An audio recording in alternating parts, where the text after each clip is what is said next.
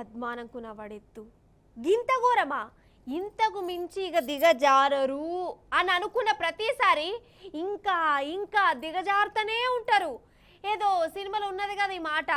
మన షేయి పార్టీ లీడర్లకు ముఖ్యంగా మన రేవంత్ సార్ బ్యాచ్కి 100కి 100 పాలు సెట్ అవుతుందోలా. ఈ మాట నేనే అంటలేను, జనాలు అంటుర్రు. రేవంత్ సారు సొంతూర్లనే అందున ఇంటి దగ్గరనే మన మహిళా విలేకరులను గోసవుచ్చుకున్నారు కొందరు కంతిరోళ్ళు. ఆ కంతిరోళ్ళు రేవంత్ సార్ సైన్యమేనట. అగుజూడు రేమైందో. అయితే రుణాలు మాకు మాఫ్ కాలే అని రైతులు రోడ్ల మీదకి వస్తురు కదా నుల్లా. ఇంకో దిక్కేమో రేవంత్ సార్ ఏమంటుండు, అందరికి మాఫీ చేసినాం, రైతులందరూ ఖుషిగా ఉన్నారని చెప్పుకత్తుండు. మరి దీంట్లో నిజమేంది? నిజంగానే రుణాలు అందరికి మాఫ్ అయినాయా? రైతులు అబద్ధం ఆడుతుర్రా? లేకుంటే రేవంత్ సారే ఉద్దరు ముచ్చట చెప్తుండా? ఇది బయట పెట్టేందుకు సరితక్కుళ్ళు విజయక్క అనే 2 మహిళా విలేకరులు ముంగట పడ్డారు.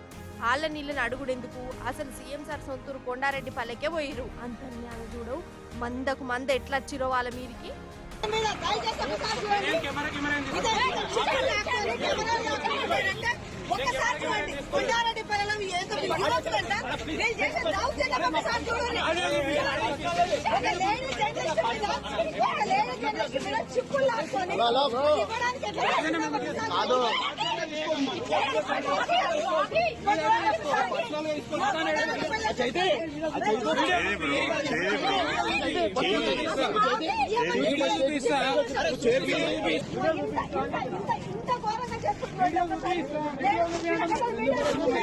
చూస్తురా, వీళ్ళందరూ మన సీఎం రేవంత్ సార్ సైన్యమేనట.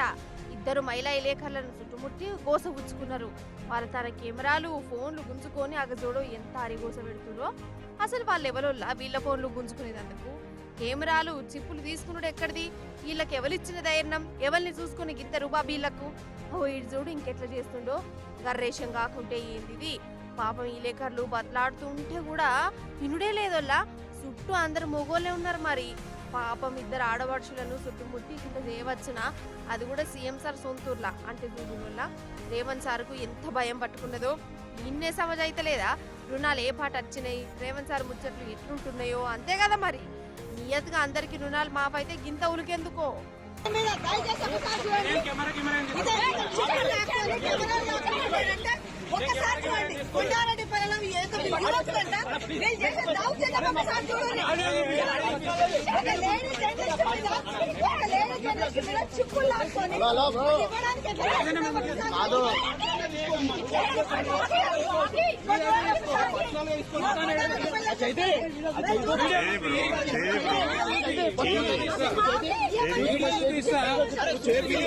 సీఎం సొంతూర్లో ఈ దివానగాళ్ళు చేసిన పనికి ఫిర్యాదు ఇచ్చేందుకు సరితక్కును విజయక్క వెల్దండ పోలీస్ స్టేషన్ కు పోయారు. కానీ ఆడ కూడా రేవంత్ సార్ గ్యాంగ్ వాళ్ళకి అడ్డం పడ్డది. ఆమెను లోపలికి పోనీయలే. అటు రేవంత్ సార్ బ్యాచ్ ఇటు పోలీసులు ఒక్కటే పాపం సరితక్కను చూడు ఎంతగానో ఏడ్పించారో.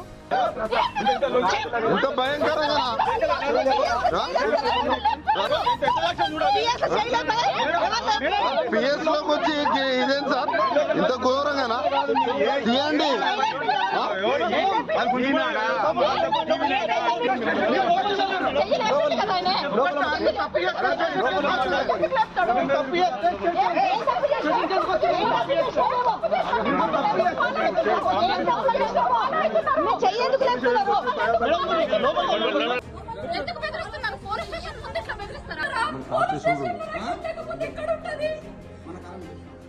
గిదా నియతి, గిదా తరిక.